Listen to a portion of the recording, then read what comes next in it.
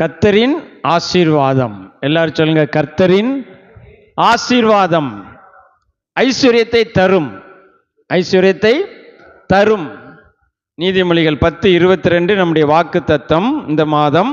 கர்த்தரின் ஆசீர்வாதமே ஐஸ்வர்யத்தை தரும், அதனோடே அவர் வேதனையை கூட்டார். ஐஸ்வர்யம் என்றால் என்ன? ஐஸ்வர்யம் என்றால் ஒரு காரியம் ஏராளமாய் தாராளமாய் இருப்பது, மிகுதியாய் இருப்பது, அதிகமாய் இருப்பது. அது எதுவானாலும் இருக்கலாம். பணமாக இருக்கலாம், மனசாக இருக்கலாம். ஆண்டவரை குறித்து, நம்முடைய தேவனை குறித்து வேதம் சொல்லுகிறது, அவர் இரக்கத்தில் ஐஸ்வர்யம் உள்ளவர் என்றால் என்ன அர்த்தம்? இரக்கம் அவரிடத்தில் ஏராளம், தாராளம், மிகுதியாக இருக்கிறது. மன்னிப்பதில் வல்லலேன்னு ஒருத்தர் பாடுறாரு. அப்படின்னா என்ன அர்த்தம்? மன்னிப்பு அவரிடத்துல ஏராளம், தாராளமாய், மிகுதியாக இருக்கு. இல்லைங்க, இந்த இதெல்லாம் மன்னிக்க மாட்டாரு, ஒரு தடவை தான் மன்னிப்பாரு, 10 தடவை செஞ்சாச்சு, 11ஆவது தடவை மன்னிக்க மாட்டார், அப்படிலாம் கிடையாது. நம்மையே எப்படி சொல்றாரு? நீ உன் சகோதரனை எவ்வளவு மன்னிக்கணும்? 70 தடவை மன்னிக்கணும் அப்படிங்கிறார், இல்லையா? அப்படின்னு அவர் எப்படி மன்னிப்பாரு? நாம மனிதர்கள், அவர் மிகப்பெரிய தேவன். மன்னிப்பை நமக்கு கற்று தருகிறவர் அவர்தான். அதுல ஐஸ்வர்யம் உள்ளவர். அது ஒரு இடத்துல ஏராளம், தாராளமாக இருக்கு. எடுக்க எடுக்க குறையாது, அல்ல அல்ல குறையாது, கொடுக்க கொடுக்க குறையாது, இல்லைங்களா? அதுக்கு பேர் தான் ஐஸ்வர்யம். அப்போ ஒரு காரியம் ஏராளம், தாராளமா, மிகுதியாய் நம்மிடத்துல இருக்க வேண்டும். ஆமென். அது எப்படி உருவாகும் அப்படின்னா, ஆசீர்வாதம் அப்படி நம்மை உருவாக்கும். இந்த வேத வசனம் அப்படிதான் சொல்லுகிறது. கர்த்தரின் ஆசீர்வாதம். எல்லாரும் சொல்லுங்க, கர்த்தரின் ஆசீர்வாதம் ஐஸ்வர்யத்தை தரும், கொண்டு வரும், உருவாக்கும். ஏராளம் தாராளமா நம்ம கிட்ட இருக்கும். அப்ப இங்க ஐஸ்வர்யம்னு எதை பத்தி பேசுகிறார்? இரக்கத்தையா, கிருபையா, அல்லது மன்னிப்பையா? இங்க ஐஸ்வர்யம் என்று அவர் பேசும்போது பொருளாதாரத்தை தான் பேசுகிறார். அல்லது நம்ம புரிந்து கொள்ளும்படி சொல்லணும்னா, இப்போ பணத்தை பற்றி தான், செல்வத்தை பற்றி தான், ஆஸ்தியை பற்றி தான், செழிப்பை பற்றி தான் என்ன செய்கிறார்? இங்க பேசுகிறார். எப்படி சொல்றேன் அப்படின்னா, அந்த வசனம் முழுவதாக நம்ம படிக்கணும். ஒரு வசனத்தை என்ன செய்யணும்? முழுமையாய் படிக்கணும். சிலர் முழுமையாய் படிக்கிறது இல்லை. நீங்க எப்படி போனீங்கன்னா, இந்த போஸ்ட்லாம் சில வசனங்களை ஒட்டியிருக்காங்க. நம்ம சர்ச்சை தாண்டின உடனே எலக்ட்ரிக்கல் போஸ்ட்ல வசனம் ஒட்டியிருக்காங்க. பாவத்தின் சம்பளம் மரணம், கீழே பிராக்கெட்ல இயேசு கிறிஸ்துன்னு போட்டிருக்காங்க. அது தப்பு. பாவத்தின் சம்பளம் மரணம். அந்த வசனம் அதோடு முடியல. அவருடைய கிருபை வரமோ, நம்முடைய தேவனுடைய கிருபை வரமோ, இயேசு கிறிஸ்துவினால் உண்டான நித்திய ஜீவன் அப்படின்னு அந்த வசனம் முழுமை பெறுது. ஏன்? பாவத்தின் சம்பளம் மரணங்கிறது எல்லாருக்குமே தெரியும். அதை சொல்லுறது நம்முடைய வேலை இல்லை. நம்ம வேலை என்னது? இயேசு கிறிஸ்துவினால் இந்த பாவம் எப்படி மேற்கொள்ளப்பட்டது, இந்த மரணம் எப்படி மேற்கொள்ளப்பட்டது, இந்த பாவத்தை எப்படி ஜெயிக்கலாம், இந்த பாவ உலகத்துல எப்படி நாம வாழலாம், விழுந்தாலும் எப்படி எழுந்திருக்கலாம், இல்லையா? அப்படிங்கிறத சொல்றது தான் சுவிசேஷம். ஆகவே இந்த வசனத்தை நம்ம முழுமையா வாசிக்கும் போது என்ன சொல்லுகிறது? கர்த்தரின் ஆசீர்வாதமே ஐஸ்வர்யத்தை தரும், அதனோடு அவர் வேதனையை கூட்டார். இந்த வேதனையை கூட்டார் அப்படிங்கிற வார்த்தையை மூல பாஷையில விளக்கம் எப்படி கொடுக்கப்பட்டிருக்கிறதுனா, கடுமையாக நீங்க உழைக்க வேண்டிய அவசியம் இல்லை அப்படிங்கிற அர்த்தம் பெறுகிறது. எப்படி அர்த்தம் பெறுகிறது? கடுமையாக நீங்க போராட வேண்டிய அவசியம் இல்லை, கடுமையாக நீங்க, இல்லையா, நீங்க அதற்காக பிரயாசப்பட வேண்டிய அவசியம் இல்லை அப்படிங்கிற ஒரு அர்த்தத்தில் இந்த வார்த்தை வருகிறது. ஆகவே இது இந்த ஐஸ்வர்யம் என்பது நிச்சயமாக பணத்தை பற்றி தான் பேசுகிறார், பொருளாதாரத்தை பற்றி தான் பேசுகிறார். ஏன்னா இந்த உலகத்தில் மக்களுக்கு ஒரு சிந்தனை இருக்கிறது, ஒரு பேச்சு இருக்கிறது, அல்லது ஒரு நம்பிக்கை இருக்கிறது. என்னன்னா, ஐஸ்வர்யனாக எல்லாராலையும் முடியாது, அதுக்கு ரொம்ப என்ன செய்யணும்? போராடணும், அல்லது ரொம்ப ஏமாத்தணும், அல்லது ரொம்ப தந்திரசாலியா இருக்கணும், அல்லது ரொம்ப ரொம்ப நமக்கு லக்கு இருக்கணும். என்ன இருக்கணும்? அதுக்கு ரொம்ப திடீர்னு ஒரு லாட்டரி அடிச்சிட்டா அதுதான் என்னது? சொல்கிறேன், லக்குன்னு சொல்கிறது அதானே இல்லையா, இருக்கணும். அல்லது நம்ம இப்படி சொல்லலாம், சிலர் பாருங்க என்ன சொல்லுவாங்க அப்படின்னு சொன்னால், ரத்தம் வேர்வை சிந்தி உழைக்கணும், உழைச்சி சம்பாதிக்கணும், அதில் தப்பு கிடையாது. ஆனால் ரத்த வேர்வை சிந்தி உழைக்கணும்னு கிடையாது. ஏன்னா வேர்வையே சாபம், பைபிள் அப்படி தான் சொல்லுது. நீ உன் முகத்தின் வேர்வையினால புசிப்பாயின்னு சொல்லுது, அது சாபம். கவனிக்கிறீங்களா?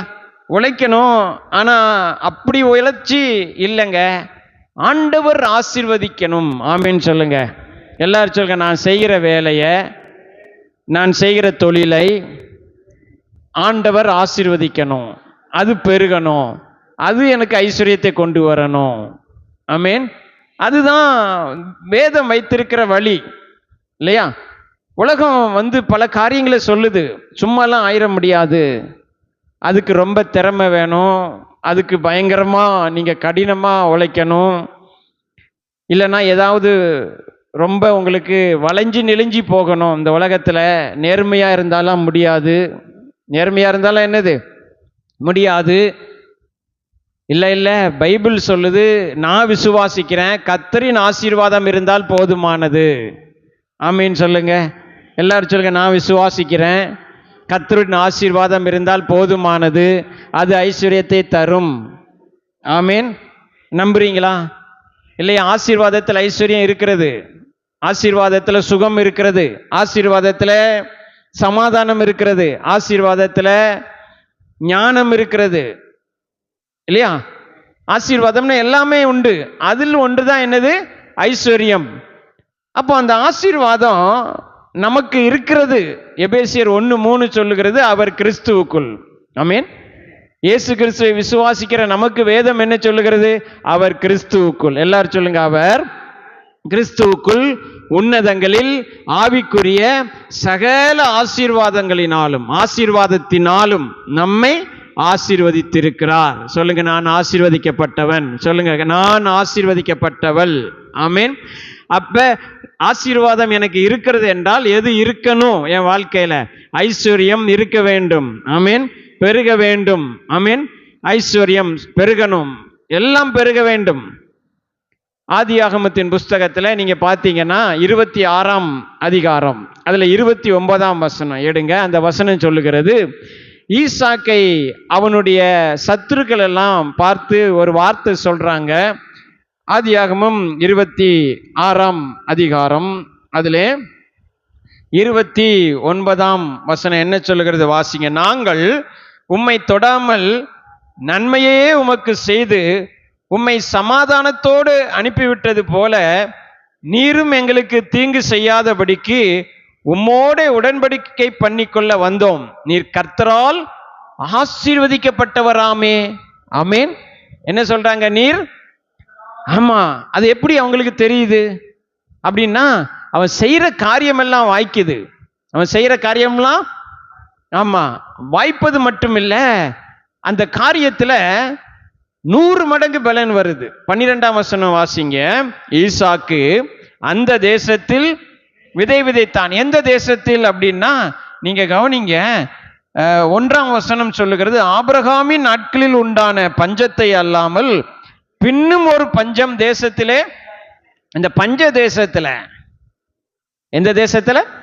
இந்த பஞ்ச தேசத்துல, இந்த பரதேசியான தேசத்துல, இந்த மோசமான உலகத்துல இல்லையா, இந்த நாட்களில இல்லையா, நீங்க சொல்லலாம், எப்படிங்க இது நடக்கும்? யாருக்குமே நடக்கலையே. தேசத்துல பஞ்சம் இருக்கிறதே, அது இருக்குதே, வேலையில்லா திண்டாட்டம் இருக்குதே, பொருளாதாரத்துல சரிவு இருக்கிறதே இல்லையா, எல்லாம் விலைவாசியும் கூடிட்டே போகுதே, ஒரு தொழிலும் வாய்க்க மாட்டேங்குதே. அப்படிப்பட்ட ஒரு நிலைமையான உள்ள தேசத்துல தான் வேதம் சொல்லுகிறது. வாசிங்க 12ஆம் வசனம். ஈசாக்கு அந்த தேசத்தில் என்ன செய்தான்? ஆமா, விதை விதைத்தானுங்க. ஆனா அந்த விதையினால் அல்ல ஆசீர்வாதம். கவனிக்கிறீங்களா? அந்த கஷ்டத்தினால அல்ல ஆசீர்வாதம். அடுத்து வசனம் என்ன சொல்லுது பாருங்க, வாசிங்க. கர்த்தர் அவனை ஆசீர்வதித்ததினால் அந்த வருஷத்தில் 100 மடங்கு பலன் அடைந்தான். தொடர்ந்து வேதம் சொல்லுகிறது, அவன் ஐஸ்வர்யவான் ஆனான். ஆமேன் சொல்லுங்க. அவன் எப்படி ஆயினான்? எதனால் ஆனான்? கர்த்தர் ஆசீர்வதித்ததினால். எல்லாரும் சொல்லுங்க, கர்த்தர் என்னை ஆசீர்வதித்திருக்கிறார். சொல்லுங்க, எபேசியர் 1:3 படி உன்னதங்களில் கிறிஸ்துவுக்குள்ளாக ஆவிக்குரிய சகல ஆசீர்வாதத்தினாலும் நான் ஆசீர்வதிக்கப்பட்டிருக்கிறேன். ஆகவே நான் ஐஸ்வர்யவான் ஆவேன். ஆமேன். இதை நம்பணும், இதை விசுவாசிக்கணும், இல்லைங்களா? இதை ஏற்றுக்கொள்ளணும். கர்த்தர் பழைய ஏற்பாடுல பாருங்க ஆசீர்வதிச்சிருக்கிறார். ஈசாக்கு யாராய் மாறி போனான்? ஐஸ்வர்யவானாக மாறி போனான். இதை பார்ப்பதுக்கு முன்னாடி ஒரு முக்கியமான ஒரு காரியத்தை நான் உங்களுக்கு சொல்ல விரும்புகிறேன். என்னன்னா, புதிய ஏற்பாடுல 2 கொரிந்தியரின் புஸ்தகம், கொரிந்தியருக்கு எழுதின 2ஆம் நிருபம், அதுல 8ஆம் அதிகாரம், பக்கம் 251வது பக்கத்தில் இருக்கிறது. வாசிங்க. 9ஆம் வசனம் என்ன சொல்லுகிறது? நம்முடைய கர்த்தராகிய இயேசு கிறிஸ்துவின் கிருபையை அறிந்திருக்கிறீர்களே, அவர் ஐஸ்வர்யமுள்ளவராயிருந்தும் நீங்கள் அவருடைய தரித்திரத்தினாலே ஐஸ்வர்யவான்கள் ஆகும்படிக்கு உங்கள் நிமித்தம் தரித்திரர் ஆனாரே. ஆமேன். அப்போ பைபிள் என்ன சொல்லுகிறது? கவனிங்க. இயேசு யோவான் சுவிசேஷத்தில் 1ஆம் அதிகாரம் 29ஆம் வசனம் சொல்கிறது, அவர் உலகத்தின் பாவத்தை சுமந்து தீர்த்த தேவ ஆட்டுக்குட்டி. 1 பேதுரு 2:24 சொல்லுகிறது, அவர் நம்முடைய நோய்களை எல்லாம் சுமந்தார். நம்முடைய பாவங்களை என்ன செய்தார்? சுமந்தார். வியாதிகளை சுமந்தார். அவருடைய தழும்புகளால் குணமானீர்கள். ஆமென். இங்க அவர் ஐஸ்வர்யமுள்ளவர். எல்லாரும் சொல்லுங்க, எல்லாரும் சொல்லுங்க, இயேசு ஐஸ்வர்யமுள்ளவர். அப்படிதான் அந்த வசனம் சொல்லுகிறது. இயேசு இங்க ஐஸ்வர்யம் சொல்லி இருக்கிறது எதை சொல்லுகிறது? பணத்தை தான் கண்டிப்பா சொல்றாரு. ஏன்னா 8ஆம் அதிகாரம் 1ஆம் வசனத்திலே என்ன சொல்றாரு பாருங்க. அன்றியும் சகோதரரே, மகதோனியா நாட்டு சபைகளுக்கு தேவன் அளித்த கிருபை உங்களுக்கு அறிவிக்கிறேன். அவர்கள் மிகுந்த உபத்திரவத்தினாலே சோதிக்கப்படுகையில் கொடிய தரித்திரமுடையவர்களாயிருந்தும் தங்கள் பரிபூர்ண சந்தோஷத்தினால் மிகுந்த உதாரத்துவமாய் கொடுத்தார்கள். எதை பத்தி பேசுகிறார்? பணத்தை கொடுக்கறத பத்தி பேசுகிறார். சிலர் சொல்றாங்க, ஒன்றும் புரியாதவங்க, வேதம் அறியாதவங்க, அறிந்து கொள்ள முற்படாதவங்க, அல்லது தங்கள் மனதை கடினப்படுத்துறவங்க என்ன சொல்றாங்கன்னா, இல்ல இல்ல இது ஆவிக்குரிய ஐஸ்வர்யத்தை பத்தி பேசுகிறாரு, ஸ்பிரிச்சுவல் ரிச் அதை பத்தி பேசுகிறாரு அப்படின்னு சொல்றாங்க. இல்ல இல்ல, இது கண்டிப்பா பணம், பொருளாதாரம், ஐஸ்வர்யம் அதை பத்தி தான் பேசுகிறார். கவனிக்கிறீங்களா? மகதோனியா சபை ஊழியர்களுக்கு கொடுப்பதில், பண உதவி செய்வதில் அவங்க உபத்திரவப்பட்டால் என்ன செஞ்சாங்க? ஊழியத்துக்கு பணத்தை கொடுத்து தாங்கினாங்க, சேர்த்து வைத்தாங்க. அதனால இது பெரிய மற்ற ஆசீர்வாதங்களை பற்றிய காரியம் அல்ல. ஸ்பிரிச்சுவல் ரிச்னஸ், ஆவிக்குரிய ஐஸ்வர்யம் அல்ல. இது என்ன ஐஸ்வர்யம் சொல்லுங்க? என்ன ஐஸ்வர்யம்? பணம், பொருளாதாரத்தை சம்பந்தப்படுத்தப்பட்ட ஐஸ்வர்யம். அப்போ பைபிள் சொல்லுகிறது, அவர் ஐஸ்வர்யம் உள்ளவராய் இருந்தும், அவர் ஐஸ்வர்யம் உள்ளவர். எல்லாரும் சொல்லுங்க, என் தேவன். சொல்லுங்க, நான் ஆராதிக்கிற இயேசு அவர் ஐஸ்வர்யம் உள்ளவர். ஆனா பைபிள் சொல்லு, இந்த வசனம் சொல்லுது, அவர் தரித்திரரானார். அவர் யாராய் மாறினார்? ஏன் மாறினார்னா, தரித்திரம் ஒரு சாபம். தரித்திரம் என்னது? ஒரு சாபம், அது கர்ஸ். கவனிக்கிறீங்களா? பாவர்ட்டி என்பது என்னது? அது சாபம். தரித்திரம் என்பது, அவர் எதையெல்லாம் சுமக்கிறாரோ அதிலிருந்துலாம் நமக்கு விடுதலை கொடுக்கிறார். அதுதான் சுவிசேஷம். கவனிக்கிறீங்களா? அவர் பாவத்தை சுமந்தார், நான் நீதிமான் ஆக்கப்பட்டேன். எல்லாரும் சொல்லுங்க, அவர் என் பாவத்தை சுமந்தார், நான் நீதிமான் ஆக்கப்பட்டேன். அவர் என் சாபத்தை சுமந்தார், நான் ஆசீர்வதிக்கப்பட்டேன். அவர் என் நோய்களை சுமந்தார், நான் குணமானேன். அவர் அவமானப்பட்டார், நான் மகிமையை பெற்றுக்கொண்டேன். அவர் அனாதை ஆக்கப்பட்டார், நான் பிதாவுக்கு பிள்ளை ஆனேன். அவர் மரணத்தை ஏற்றுக்கொண்டார், நான் நித்திய ஜீவனை பெற்றுக்கொண்டேன். அப்ப கவனிங்க, இங்க அவர் எதை சுமந்தார்? தரித்திரத்தை சுமந்தார். தரித்திரர் ஆனார். ஏன்? தரித்திரம் ஒரு சாபம், தரித்திரம் ஒரு. அதனால நீங்க என்ன செய்யக்கூடாதுன்னா, நான் தரித்திரமா இருந்து கர்த்தரை சேவிக்கிறேன்னு சொல்லக்கூடாது. அப்படி யாராலையும் சேவிக்க முடியாது. அது பைபிளுடைய போதனையும் கிடையாது. கவனிக்கிறீங்களா? கஷ்டம், பாடு, வறுமை, கடன், இஎம்ஐ, வட்டி, அப்புறம் என்னது, இதெல்லாம் இன்னைக்கு ஒருவேளை சிலருடைய வாழ்க்கையில இருக்கலாம். ஆனா அது தேவ சித்தம் இல்லைங்கிறத நீங்க புரிந்து கொள்ளணும். ஆமீன் சொல்லுங்க. அது என்னது கிடையாது சொல்லுங்க. நீயோ கடன் வாங்காதிருப்பாயாக. பைபிள் சொல்லுது நீயோ, சொல்லுங்க, நீயோ கடன் வாங்காதிருப்பாயாக என்று சொல்லுகிறது. நான் கடன் வாங்குவது இல்லை. எல்லாரும் சொல்லுங்க, நான் கடன் வாங்க மாட்டேன். இது ரொம்ப இன்னைக்கு சபையில போதிக்க வேண்டிய ஒரு காரியமா இருக்கு மக்களுக்கு, இல்லையா? கேட்ட எல்லாத்துக்கும் வசனம் வச்சிருக்கான் ஐயா. ஆமீன்.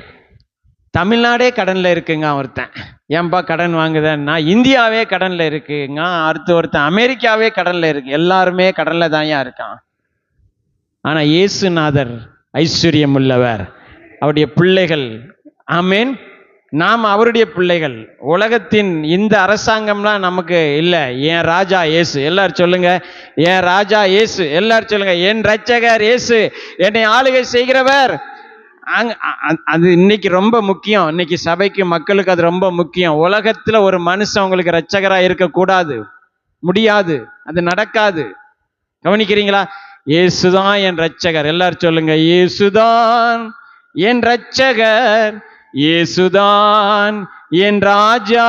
எல்லாரும் சொல்லுங்க, இயேசுதான் என் ரட்சகர், இயேசுதான் என் ராஜா. அழுத்தி சொல்லுங்க. ஆமேன். ஊரெல்லாம் சொல்லுவேன், உலகமெங்க சொல்லுவேன். ஒருத்தர் கேட்கிறாரு, நீங்க யாரு கட்சி? நான் சொன்னேன், இயேசுநாதர் கட்சி. ஆமேன். நீ யாரு கட்சி? நான் இயேசுநாதர், அவர் தான் என் ராஜாங்க. யார் வந்தாலும் வராம போனாலும், யார் இருந்தாலும் இல்லாட்டாலும், எனக்கு அவர் தான் ரட்சகர். எல்லாரும் சொல்லுங்க, எனக்கு அவர் தான் ராஜா. சொல்லுங்க, எனக்கு அவர் தான் என் ஆண்டவர். அவர் ஆளுகையில் இருக்கிற எனக்கு குறைவே இல்லை. சொல்லுங்க, அவர் ஆளுகையில் இருக்கிற எனக்கு என்ன இல்லை? பிரச்சனையே கிடையாதுங்க. ஆமாவா இல்லைங்களா? ஆமீன். சோ அவர் தரித்திரர் ஆனார். ஏன் தரித்திரர் ஆனார்? இந்த வசனம் சொல்லுகிறது, அவர் தரித்திரர் ஆனாதான் நீங்க யாரா மாற முடியும்? ஐஸ்வர்யவான்களா மாற முடியும். அவர் பாவத்தை சுமந்தாதான் நீங்க யாரா மாற முடியும்? நீதிமானாய் மாற முடியும். அவர் சாபத்தை சுமந்தாதான் நாம் ஆசீர்வாதமாக மாற முடியும். கவனிக்கிறீங்களா? அதனால இந்த வசனம் சொல்லுகிறது, அவர் தரித்திரர் ஆனார். ஏன் தரித்திரர் ஆனார்? என்னை ஐஸ்வர்யவான் ஆக்கும்படி. ஆமீன் சொல்லுங்க. அப்ப அவருடைய சித்தம். எல்லாரும் சொல்லுங்க, ஐஸ்வர்யம் ஆவது அவருடைய விருப்பம், அவருடைய சித்தம். அதுதான் கிருபையின் சுவிசேஷம். ஆமீன். அதுதான் கிருபை செய்கிற வேலை. சுவிசேஷத்துல எதுவும் இருக்கிறது? சுவிசேஷத்துல எதுவும் இருக்கிறது? ஐஸ்வர்யம் இருக்கிறது, செழிப்பு இருக்கிறது. ப்ராஸ்பரிட்டி காஸ்பல்னு சிலர் சொல்றாங்க. என்ன செழிப்பின் உபதேசம், செழிப்பு சுவிசேஷங்கிறாங்க. கவனிங்க, அதாவது சுவிசேஷம் செழிப்பை பற்றியதல்ல. ஆனா சுவிசேஷத்துல எது இருக்குது? செழிப்பு இருக்குது. சுவிசேஷத்துல சமாதானம் இருக்குது. சுவிசேஷத்துல சுகம் இருக்குது. சுவிசேஷத்துல என்ன இருக்குது? ஞானம் இருக்கிறது, புத்தி இருக்கிறது. சுவிசேஷத்துல இயேசு கிறிஸ்து சிலுவையில என்னென்ன செய்தாரோ அத்தனையும் எதுல இருக்குது? சுவிசேஷத்தினாலே நமக்கு இதெல்லாம் உண்டாக வேண்டும். சுவிசேஷத்தை கேட்கிறவர்களுக்கு சுகம் உண்டாக வேண்டும். ஆமீன். அப்ப இந்த கிருபை என்ன செய்கிறது? என்னை ஐஸ்வர்யவானாக மாற்றுகிறது. இயேசு கிறிஸ்துவின் கிருபை. ஆமீன் சொல்லுங்க. அதான் சொல்றேங்க, புதிய ஏற்பாடுல நமக்கு எப்படி நாம ஐஸ்வர்யவான்களாய் மாறுகிறோம் அப்படின்னு சொன்னா, கவனிங்க, அது சிலுவையினால் வருகிறது. எல்லாரும் சொல்லுங்க, எங்க இருந்து வருகிறது? எல்லாரும் சொல்லுங்க, எங்க இருந்து வருகிறது? அவர் சிந்தின இரத்தத்தில் வருகிறது. ஆமீன். அவருடைய மரணத்தில் வருகிறது. ஆமீன். சுவிசேஷத்திலே அது ஆரம்பிக்கிறது. அப்ப இனி நீங்கள் ஐஸ்வர்யவானாய் மாறப்போவது இல்லை. நல்லா கவனிக்கிறீங்களா? இனி யாராய் நீங்க மாறப்போவது இல்லை. நீங்க இப்பவே யாரு தான்? சொல்லுங்க, இப்பவே நீங்க யாரு தான்? நான் ஐஸ்வர்யவான் தான். சொல்லுங்க, எல்லாரும் சொல்லுங்க, நான் ஐஸ்வர்யவான் தான். நம்பி சொல்றீங்களா, விசுவாசித்து சொல்றீங்களா, இல்ல சும்மா சொல்றீங்களா எனக்கு தெரியல. ஆனா நீங்க எப்படி சொன்னாலும் அதான் உண்மை. அதான் பைபிள் சத்தியம். சிலருக்கு அதை இன்னும் ஏற்றுக்கொள்ள என்ன இல்லை, மனசு இல்லை. சிலருக்கு இன்னும் எப்படி இருக்கிறாங்க, நான் எனக்கு ஒரு சட்டை கொடியில காயணும், ஒரு சட்டை போட இருக்கணும், இதை துவைச்சி போடணும், அடுத்த சட்டையை போடணும். அப்படி இருந்தாதான் அது வாழ்க்கை. அப்பதான் நம்ம ஒழுங்கா இருப்போம், அப்பதான் நம்ம திமிர் எடுத்து அலைய மாட்டோம், அப்பதான் நம்ம அடங்கி இருப்போம், பணம் வந்தா மாறிடுவோம். அப்படிலாம் என்ன செஞ்சுட்டு பேசிட்டு நம்ம என்ன செய்யக்கூடாது, வீரவசனம் சொல்லிட்டு என்ன செய்யக்கூடாது, இருக்கக்கூடாது. அப்புறம் போய் கடன் வாங்கக்கூடாது. கவனிக்கிறீங்களா? அப்புறம் போய் என்ன செய்யக்கூடாது, வனக்குழு, பெண்கள் குழு, மகளிர் குழு, எல்லா குழுலையும் போய் என்ன செய்யக்கூடாது, வட்டிக்கு என்ன செய்யக்கூடாது, எல்லாத்தையும் நம்ம என்ன செய்யக்கூடாது, வாங்கக்கூடாது. கவனிக்கிறீங்களா? கர்த்தருடைய சித்தம் அது அல்ல. நாம பிறருக்கு கொடுக்கத்தக்கவர்களா இருக்க வேண்டும். ஆமீன் சொல்லுங்க. ஆமீன். ஏன்? நாம அவருடைய பிள்ளைகள். எல்லாரும் சொல்லுங்க, நான் அவருடைய பிள்ளை. அவர் ஐஸ்வர்யம் உள்ளவர். அந்த ஐஸ்வர்யம் எல்லாரும் சொல்லுங்க, அந்த ஐஸ்வர்யம் சிலுவையின் மூலமாக எனக்கு மாற்றப்பட்டது. பண்ட மாற்று முறைன்னு உண்டு தெரியுமா? அந்த காலத்துல உண்டு. இப்போ பணம் வந்துடுச்சு. பணம் வருவதற்கு முன்னாடி பண்ட மாற்று முறை. நீங்க உங்க வீட்டில் கோழி கொண்டு போட்ட முட்டையை கொண்டு கொடுத்தீங்கன்னா அவர் அரிசியை தருவார். சரிங்களா? நீங்க உங்க வயல்ல விளைஞ்ச பூசணிக்காயை கொண்டு கொடுத்தீங்கன்னா அவர்கிட்ட இருக்க ஏதோ ஒன்று உங்களுக்கு தருவார். இப்ப இயேசு தரித்திரத்தை நம்மகிட்ட இருந்து வாங்கிட்டு ஐஸ்வர்யத்தை நமக்கு கொடுத்திருக்கிறார். ஆமேன். இது சுவிசேஷத்தினாலே, சிலுவையினால் உண்டான பாருங்க மாற்றுவது. ஆமேன்.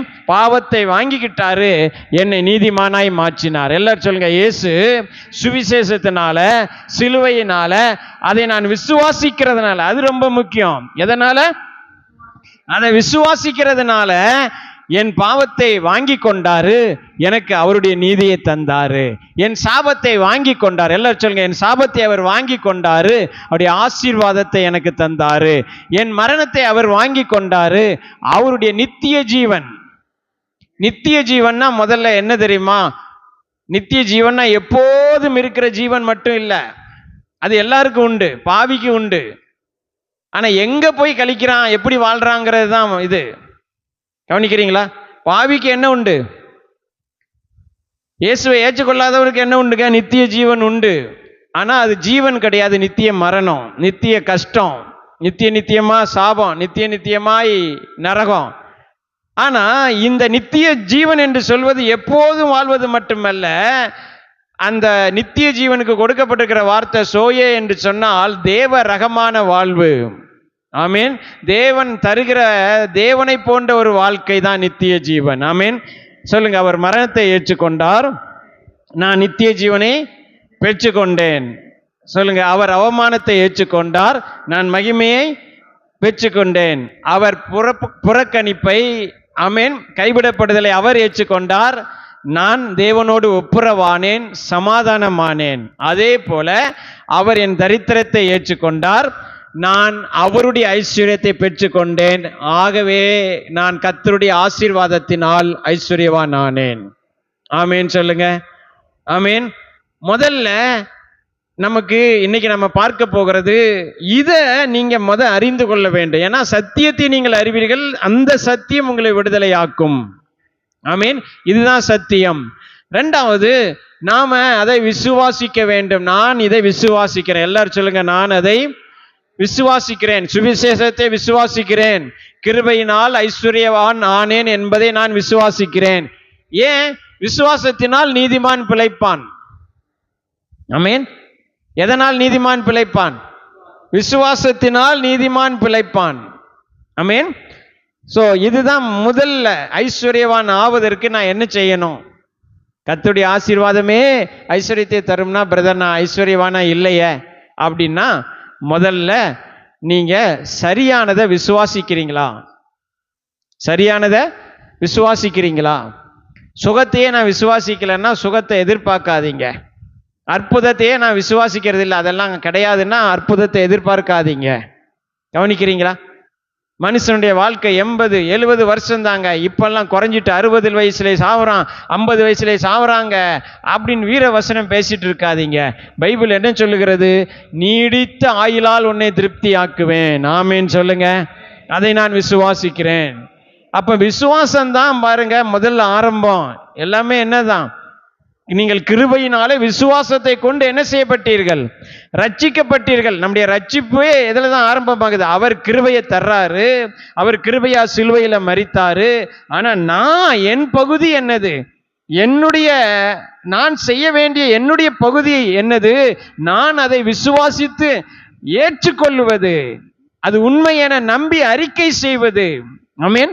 ரோமர் 10ஆம் அதிகாரம் 9-10 அப்படிதான் சொல்லுகிறது. என்னவென்றால், கர்த்தராகிய இயேசு கிறிஸ்துவை நீ உன் வாயினாலே அறிக்கையிட்டு, ஆமென், தேவன் அவரை மரித்தோரிலிருந்து எழுப்பினார் என்று நீ உன் இருதயத்தில் விசுவாசித்து வாயினால அறிக்கை பண்ணணும் அப்படிங்கிறார். ஆமென். கவனிக்கிறீங்களா? எத்தனை பேர் கவனிக்கிறீங்க? அப்போ முதல் காரியம், எதையாவது ஒன்றை நீங்கள் உங்கள் வாழ்க்கையில மாற்ற வேண்டும் என்று நீங்கள் விரும்பினீர்களே ஆனால், நல்ல கவனிக்கிறேன், இன்றைக்கு சபையாருக்கு நான் சொல்லுகிறேன், இதை கேட்கிறவர்களுக்கு நான் சொல்லுகிறேன், ஏதாவது ஒரு காரியத்தை முதலாவது நீங்கள் உங்கள் வாழ்க்கையில இது சரியில்லை, அதை மாற்ற வேண்டும் என்று நீங்கள் நினைத்தீர்களே ஆனால், முதல்ல அதற்குரிய சத்தியம் என்ன என்பதை நீங்கள் அறிந்து கொள்ள வேண்டும். அப்பொழுதுதான் அது மாறும். ஆமீன். ஏன்னா இன்னைக்கு உலகத்துல எது எப்படி இருக்குது தெரியுமா? நல்லவன் கெட்டவனாகவும் கெட்டவன் நல்லவனாகவும் சித்தரிக்கப்படுகிறான். உங்களுக்கு புரியுதா? சத்தியம் பொய்யாகவும் பொய் சத்தியமாகவும் மாற்றப்படுகிறது. இன்றைக்கு ஒரு மோசமான ஒரு உலகத்துல இருக்கிறோம். அதற்கு இந்த ஊடகங்களும் இந்த அது என்னது, சோசியல் மீடியா இல்லையா, அதுக்கு தமிழ்ல என்னது, சமூக வலைதளங்கள் ஆகிய வாட்ஸ்அப்பு, யூடியூபு, இதெல்லாம் மிகுந்த உறுதுணையா இருக்கு. எதுக்கு? பொய்யை உண்மையை போல காட்டுவதற்கும் உண்மையை பொய்யை போல காட்டுவதற்கும் அந்த மாயைக்குள்ள மனுஷனை சிக்கி அவனை சிக்க வைத்து. கவனிக்கிறீங்களா? இன்றைக்கு ஒரு மோசமான உலகத்தில் இருக்கிறோம். நாங்க கடந்த வாரம் ஊழியங்களுக்கு போகும்போது சொன்னாங்க, இல்லைங்க ஞாயிற்றுக்கிழமை இப்போ கண்டிப்பா வேலைக்கு வரணும்னு இந்த புதிய அரசாங்கம் எங்களுக்கு ஆர்டர் போட்டிருக்கு அப்படின்னு சொன்னாங்க. ஒர்க்கர்ஸ்க்கா? இல்லை, 4 நாளைக்கு முன்னாடி நான் கேட்டேன், ஒரு அதிகாரி வந்தார், அவரும் சொல்றார், இல்லை எங்களை சனிக்கிழமை சாயங்காலம் வர சொல்றாங்க, ஞாயிற்றுக்கிழமை காலையில் வர சொல்றாங்க, இனி இப்படிதான் இருக்குன்னு சொல்றாங்க. கவனிக்கிறீங்களா? இது ஒரு பிசாசின் வஞ்சனை. ஏன்னா மனிதனுக்கு ஓய்வு என்பது தேவனே உண்டாக்கி இருக்கிறார். யார் உண்டாக்கி இருக்கிறா? அந்த ஓய்வு நாள்ல கர்த்தரை தேடணுங்கிறது யார் உண்டாக்கி இருக்கிறா? அதெல்லாம் அடிப்படையை மாற்ற நினைப்பாங்க. கவனிக்கிறீங்களா? பிசாசின் வஞ்சனை. கவனிக்கிறீங்களா? எத்தனை பேர் கவனிக்கிறீங்க? அப்போ நல்ல கவனிங்க. இதெல்லாம் அடிப்படை. அந்த அடிப்படை தான் சத்தியம். அந்த அடிப்படை தான் என்னது? சத்தியம். முதல்ல மனிதனுக்கு இருக்கிற அடிப்படை என்னது? ஒரு தேவன் உண்டு. எல்லாரும் சொல்லுங்க, ஒரு தேவன் உண்டு. அந்த தேவன் தான் எல்லாவற்றையும் உண்டாக்கினார். நான் அவரால் உண்டாக்கப்பட்டவன். அவர் என்னை மீட்க இந்த உலகத்தில் மாம்சத்தில் வெளிப்பட்டார். அவர்தான் இயேசு கிறிஸ்து. ஆமென். இது அடிப்படை. இந்த அடிப்படையான அந்த இயேசுவை தெரியாதவர்கள் எதிலும் விடுதலையா வாழ முடியாது. ஆமென். 2வது அடிப்படை என்னது? குடும்பம். எல்லாரும் சொல்லுங்க, குடும்பம். சொல்லுங்க, வாயத்தர சொல்லுங்க, குடும்பம். கவனிங்க, என்ன ஆனாலும் எங்க போனாலும் நம்ம கடைசியில் எங்க தான் வரணும், எங்க தான் இருக்கணும், எதை விட்டு ஓட முடியாது. கவனிங்க, என்ன நடந்தாலும் என்ன ஆனாலும் அதை விட்டு கொடுக்கவும் முடியாது, விட்டு கொடுக்கவும் கூடாது. அது என்னது? சொல்லுங்க, அது என்னது? அது குடும்பம். பைபிளை நீங்க வாசிச்சீங்கன்னா, ஒரு விதவையானவள் யார் அப்படிங்கிற விதவைக்கே தகுதியாக கொடுக்கும்போது தன் குடும்பத்தை, பிள்ளைகளை, பேரம்பேத்திகளை ஒழுங்கா வளர்த்தவங்க தான் யாருன்னு சொல்றது? ஒரு விதவை கூட்டத்தில் அவளை தான் நீ சேர்த்துக்கொள்ளணும் அப்படிங்கிறது. ஒரு விதவைன்னா அவ தான் விதவை. நம்ம என்ன நினைக்கிறோம்? கணவனை இழந்தவள்லாம் விதவை. இல்லை, அதெல்லாம் கிடையாது அப்படிங்குது பைபிள். அவன் விதவை தான். ஆனா நம்ம கூட்டத்தில் அவளை சேர்க்கணும். அவ யாரா இருக்கணும்?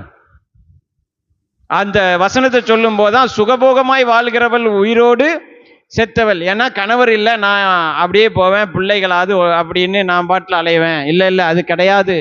கவனிக்கிறீங்களா? எத்தனை பேர் கவனிக்கிறீங்க? அதனால என் வீட்டுக்காரராது ஒன்றாவது, எனக்கு ஊழியம்தான் முக்கியம், நான் ஓடுகிறேன். எங்க ஓடுகிறேன்? முழு இரவு ஜெபம், வந்த பிறகு எங்க காலையில் உபவாச ஜெபம், மாலையில் எழுப்புதல் கூட்டம், வீட்டுல அவர் கிடக்கிறாருங்க, ஆண்டவர் தான் முக்கியம். இல்லை, அது பிசாசுன்னு பைபிள் சொல்லுது. கவனிக்கிறீங்களா? இன்னைக்கு ஆனா உலகம் என்ன சொல்லுது? குடும்பத்தை விட்டவன் நல்லவன், தன் குடும்பத்தை தன் வழியில நடத்தி கொண்டு வந்தவன் கெட்டவன் அப்படின்னு இன்னைக்கு உலகம் சொல்லுது. கவனிக்கிறீங்களா? எத்தனை பேர் கவனிக்கிறீங்க? என்ன ஆனாலும் சரி, பைபிள் சொல்லுது, ஆண்டவர்கிட்ட வந்து கேட்டாங்க, மனைவியை விவகாரத்து பண்ணலாமா? ஆண்டவர் சொன்னார் கூடாது. எல்லாரும் சொல்லுங்க கூடாது. வாயத்திறச்சிருக்க எல்லாரும் சொல்லுங்க கூடாது. வருங்க, பிரச்சனை வராதது எங்கே இருக்குது? பிரச்சனை இல்லாத குடும்பம் ஒன்றை காட்டுங்க. சிலர் சொல்லுவாங்க எங்கள் வீட்டில் பிரச்சனையே வந்ததில்லை. நம்பாதீங்க, பொய். நம்பாதீங்க. இல்லைங்க, நம்புற மாதிரி இருக்கு. எப்படி? அவங்க ஃபேஸ்புக்கில் பாருங்க, இப்படி நிற்கிறாங்க, கணவர் இப்படி நிற்கிறாரு, மனைவி பின்னாடி இப்படி நிற்கிறாங்க, பிள்ளைகள்லாம் அப்படி நிற்கிறாங்க. எனக்கு அப்படி ஒரு குடும்பம் தெரியும், திருப்பூரில். பாருங்க, ஊழியத்துக்கு போனோம், அவங்க வீட்டில் தங்கி இருந்தோம். அப்படி போட்டோ இப்படிலாம் போட்டோ போடுறாங்க. கவனிங்க, அதான் சொன்னேன், சமூக வலைதளங்கள் இன்றைக்கு பொய்யை உண்மையாகவும் உண்மையை பொய்யாகவும் மாற்றுகிறது. நான் ஏன் இதெல்லாம் சொல்கிறேன்னா, நல்ல கவனிங்க, உங்கள் வாழ்க்கையில் ஒரு காரியத்தை நீங்கள் எது மாற வேண்டும் என்று நினைக்கிறீர்களோ, எதில் நன்மை நடக்கும்னு நினைக்கிறீங்களோ, அதில் இருக்கிற உண்மையை, அதாவது சத்தியத்தை தெரிந்து கொள்ளுங்கள். பைபிள் வசனம் தான் சத்தியம். ஆமீன் சொல்லுங்க. அடிப்படைகளை கர்த்தர் வச்சிருக்கிறார். அதில் ஒரு அடிப்படை தான் என்னது? நமக்கு வாரத்தில் ஒரு நாள் ஓய்வு. ஆமீன். அந்த ஓய்வு நாள் கர்த்தரை தேட வேண்டும். இன்றைக்கு நமக்கு எல்லா நாளும் பாருங்க, கிறிஸ்துவுக்குள்ளாக இளைப்பாறுதல், அது வேற. கவனிக்கிறீங்களா? எத்தனை பேர் கவனிக்கிறீங்க? அப்போ ஐஸ்வர்யம் வேணும், தரித்திரம் மாறணும்னா அதற்குரிய சத்தியம் என்னது? அதற்குரிய சத்தியம் என்னது? என் தரித்திரத்தை இயேசு ஏற்றுக்கொண்டார், இனி நான் தரித்திரன் அல்ல. பைபிள் சொல்லுது, அதான் சத்தியம். ஆமேன்னு சொல்லுங்க. எல்லாரும் சொல்லுங்க, என் தரித்திரத்தை இயேசு சிலுவையில ஏற்றுக்கொண்டார், நான் அவருடைய ஐஸ்வர்யத்தை பெற்றுக்கொண்டேன். இல்லைங்க, அது நம்ப முடியாதுங்க. அது எப்படிங்க? நான் உழைக்கணும் இல்லை ஏங்க? அவர் பாவத்தை சுமந்து கொண்டார், நீதிமானாய் மாற்றப்பட்டீர்கள். அதை மட்டும் எப்படி நம்புறீங்க? நீதிமானாய் மாறுவதற்கு நீங்க என்ன செஞ்சீங்க? சிலுவை சுமந்தீர்களா? இல்லை இல்லை, அங்கிருந்து வந்துச்சு, நீதியை பெற்றுக்கொண்டேன். சொல்லுங்க, எல்லாரும் சொல்லுங்க, நான் நீதியை என்ன செஞ்சேன்? பெற்றுக்கொண்டேன். ஆசீர்வாதத்தை பெற்றுக்கொள்கிறேன். ஆமீன் சொல்லுங்க. இல்லையா? கிரிக்கெட்ல பாருங்க, பால் போடும்போது பேட்ஸ்மேன் அடிக்கிறாரா? கிரிக்கெட்லாம் பார்ப்பீங்களா?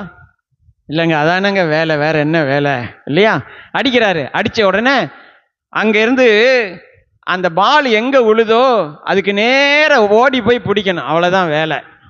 இதான் நமக்கு வேலை. ஆமீன். விசுவாசம், இதான் விசுவாசம். என்னது?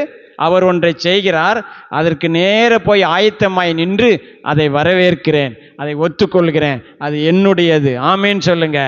ஆமீன். அதை நான் விசுவாசிக்கிறேன். ஆமீன்.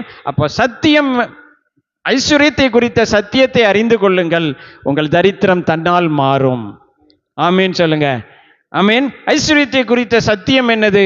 அவர் சிலுவையில் 2 கொரிந்தியர் 8:9 படி அவர் சிலுவையில் என் தரித்திரத்தை ஏற்றுக்கொண்டார், அவருடைய ஐஸ்வர்யத்தை எனக்கு தந்தார். ஆகவே அந்த சிலுவையின், அந்த கிருபையின் சுவிசேஷத்தின்படி நான் ஐஸ்வர்யவானாக மாற்றப்பட்டிருக்கிறேன்.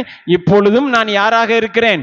ஐஸ்வர்யவானாக இருக்கிறேன் என்கிறதான் சத்தியம். 2வது, அந்த சத்தியத்தை நான் விசுவாசிக்கிறேன். அந்த சத்தியத்தை நான் என்ன செய்கிறேன்? எல்லாரும் சொல்லுங்க, அந்த சத்தியத்தை நான் விசுவாசிக்கிறேன். விசுவாசமும் ரொம்ப முக்கியமானது. ஏனென்றால் விசுவாசத்தினால் நீதிமான் பிழைப்பான். சுகமானேன் என்று நீங்க விசுவாசிக்கணும். டாக்டருடைய ரிப்போர்ட் வேற சொல்லலாம், ஆனா நீங்க என்ன சொல்லணும்? நான் அவருடைய தழும்புகளால், எல்லாரும் சொல்லுங்க, இயேசு கிறிஸ்துவின் தழும்புகளால் நான் சுகமானேன். ஆமீன். ஏன்னா அது சத்தியம், அதை நான் விசுவாசிக்கிறேன். ஆமீன். சரிங்களா? அதான் இது ரொம்ப முக்கியமானது. 3வது, யோசுவாவின் புஸ்தகம். வாங்க, யோசுவாவின் புஸ்தகம், பழைய ஏற்பாடுல 1ஆம் அதிகாரம், ரொம்ப முக்கியமானது. வாங்க, யோசுவாவின் புஸ்தகத்தில் 1ஆம் அதிகாரம், அதில் நீங்கள் 8ஆம் வசனத்தை நம்ம வாசிக்க இருக்கிறோம். எடுத்துட்டீங்களா எல்லாரும்? பக்கம் 269வது பக்கம். யோசுவாவின் புஸ்தகம் 1ஆம் அதிகாரம், பழைய ஏற்பாடுல யோசுவா 1ஆம் அதிகாரம் 8ஆம் வசனம். எல்லாரும் சேர்ந்து வாசிப்போம். இந்த நியாயப்பிரமாண புஸ்தகம் உன் வாயை விட்டு பிரியாதிருப்பதாக, இதில் எழுதியிருக்கிறவைகளின்படியெல்லாம் நீ செய்ய கவனமாயிருக்கும்படி இரவும் பகலும் அதை தியானித்து கொண்டிருப்பாயாக. அப்பொழுது நீ உன் வழியை வாய்க்க பண்ணுவாய், அப்பொழுது புத்திமானாயும் நடந்து கொள்வாய். ஆமீன். ஸோ இந்த யோசுவாவுக்கு கொடுக்கப்பட்டது.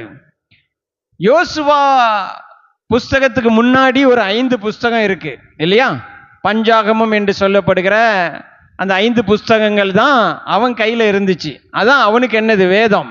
அதைத்தான் நியாயப்பிரமாண புஸ்தகம்னு இந்த இடத்துல சொல்லப்பட்டிருக்கிறது. ஆனா நமக்கு எத்தனை புஸ்தகம் இருக்கிறது? மொத்தம் 66 அடங்கிய இந்த பரிசுத்த வேதாகமம். ஆமீன். இதுதான் நமக்கு முழுமையான வேதாகமம். பழைய உடன்படிக்கையும் புதிய உடன்படிக்கையும் இல்லையா, அல்லது பழைய ஏற்பாடும் புதிய ஏற்பாடும் முழுவதுமாக அடங்கிய இந்த வேத புஸ்தகம். ஆமீன். இந்த வேத புஸ்தகம், எல்லாரும் சொல்லுங்க, இந்த வேத புஸ்தகம் உன் வாயை விட்டு பிரியாதிருப்பதாக. இதில் எழுதியிருக்கிறவைகளின்படியெல்லாம் நீ செய்ய கவனமாயிருக்கும்படி இரவும் பகலும், எல்லாரும் சொல்லுங்க, இரவும் பகலும் அதை தியானித்து கொண்டிருப்பாயாக. அப்பொழுது, எல்லாரும் சொல்லுங்க, அப்பொழுது நீ உன் வழியை வாய்க்க பண்ணுவாய், அப்பொழுது புத்திமானாயம் நடந்து கொள்வாய். ஆங்கில வேதாகமம் சொல்லுகிறது you will be success and prosper. I mean அப்படின்னா என்ன அர்த்தம்னா, ப்ராஸ்பரிட்டி அப்படின்னு அங்க சொல்லப்பட்டிருக்கு. நீ உன் வழியை என்ன செய்வாய்? செழிக்க பண்ணுவாய். ஆமீன். நீ செய்கிற காரியத்தில் வெற்றி உண்டாகும், அதுல செழிப்பும் மிகுதியும் உண்டாகும். ஆமீன். அதுல என்ன உண்டாகும்? ஏராளம் உண்டாகும், தாராளம் உண்டாகும். நீ எதை எடுத்து செய்கிறாயோ அதுல என்ன உண்டாகும்? சொல்லுங்க. வழியை வாய்க்கப்படுவாய். நீ செய்கிற காரியம் என்ன செய்யும்? வாய்க்கும். எல்லாரும் சொல்லுங்க, நான் செய்வதெல்லாம் வாய்க்கும். ஆமீன். சங்கீதம் 1 அதை தான் சொல்லுது. கர்த்தருடைய வேதத்தில் பிரியமாயிருந்து இரவும் பகலும் அவருடைய வேதத்தில் தியானமாயிருக்கிற மனுஷன் பாக்கியவான். அவன் நீர்க்காலிகளின் ஓரமாய் நடப்பட்டு தன் காலத்தில் தன் கனியை தந்து இலையுதிராதிருக்கிற மரத்தை போல் இருப்பான். அவன் செய்வதெல்லாம் வாய்க்கும். ஆமீன். சிலர் சொல்றீங்கல்ல, வாய்க்க மாட்டேங்குது பிரதர். போன வாரம் இந்த தொழிலை தொடங்கின, 1 மாசம் மூடியாச்சு. அடுத்த வாரம் இந்த கடையை திறந்த, 1-2 வாரம் ஓடுது, அப்புறம் மூடியாச்சு. அடுத்து ஒரு 6 மாசம் இங்க பார்த்தேன், அதை செஞ்சேன், இதை செஞ்சேன். இப்படி மாறி மாறி ஏதோ ஒரு முயற்சி நல்லது தான், அது மோசம் கிடையாது. ஆனா வாய்க்கணுமே. ஏன் வாய்க்கல? கவனிக்கிறீங்களா? ஏன் வாய்க்கல? வாய்க்கணுமா? ஐ மீன் அதுல சக்சஸ் உண்டாகணுமா? அப்போ அவர் சொல்றாரு, இந்த வேத புஸ்தகம், எல்லாரும் சொல்லுங்க, இந்த வார்த்தை, இதுக்கு மிஞ்சின ஒண்ணு எதுங்க இருக்குது உங்களுக்கு? சொல்லுங்க. இந்த வார்த்தைக்கு மிஞ்சின ஆலோசனை எது இருக்குது? ஐ மீன் இந்த கர்த்தருடைய வார்த்தைக்கு மிஞ்சின வல்லமை வேற எதுல இருக்குது? சர்வ வல்லமை படைத்த வார்த்தைகள், வானமும் பூமியும் உண்டாக்கிய வார்த்தைகள். லாசருவே வெளியே வா என்று சொன்ன போது மரித்தவனை உயிரோடு எழுப்பிய வார்த்தை. நீ போ, உன் வேலைக்காரன் சுகமா இருக்கிறான். ஒரு வார்த்தை சொல்லுங்க ஆண்டவரேன்னு சொன்ன போது அவன் பிழைத்தான் அல்லவா? நோய்களை குணமாக்கியது அல்லவா? மரித்தோரை உயிரோடு எழுப்பியது அல்லவா? இந்த வார்த்தைக்கு ஈடாக இணையாக வேற என்ன உங்கள் வாழ்க்கையில தேவையாக இருக்கிறது? ஆமீன் சொல்லுங்க. ஆமீன். நீ புத்திமானாய் நடக்கிறதுக்கும் உன் வழியை வாக்கிய பண்ணுவதற்கு வேற என்ன வேணும்? இந்த வார்த்தையே போதுமானது. எல்லாரும் சொல்லுங்க, கர்த்தருடைய வார்த்தையே, வேதமே போதுமானது என் வழி வாய்க்க பண்ணுவதற்கு. ஆமேன். வெற்றி அடைவதற்கு, செழிப்படைவதற்கு, ஐஸ்வர்யவான் ஆவதற்கு. ஆமேன். எது போதுமானது? இதே போதுமானதுங்க. சர்வ ஞானம், சர்வ வல்லமை, ஆமேன், சகலமும் அறிந்த, ஆமேன், எல்லாம் வல்ல ஒரு ஆண்டவர், ஒரு தேவன் எனக்கு கொடுத்திருக்கிற வார்த்தை. ஆமேன்.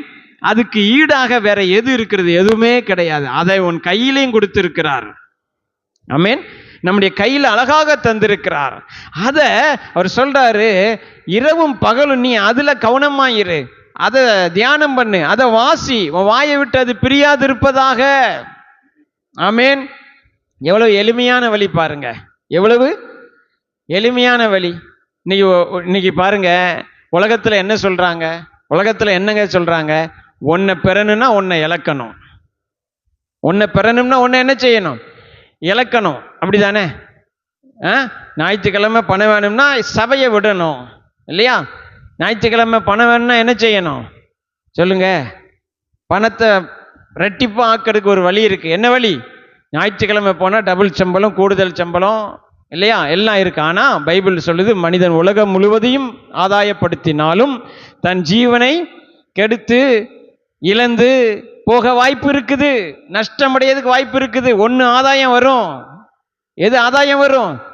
பணம் வரும் இல்லையா? ஆண்டவர் வேண்டாம், ஒன்று ஓடலாம், பணம் வரலாம். இல்லை, ஏதோ ஒன்று நஷ்டமாகி கொண்டிருக்கிறது. கவனிக்கிறீங்களா? ஏதோ ஒன்று என்ன ஆகி கொண்டிருக்கிறது? அந்த நஷ்டம் பெருத்த நஷ்டம். கவனிக்கிறீங்களா? அதனால தான் இந்த பைபிள் என்ன சொல்லுதுன்னா, அவர் தர்ற ஆசீர்வாதத்தில் நஷ்டம் கிடையாது, வேதனையை கூட்ட மாட்டார். கவனிக்கிறீங்களாங்க?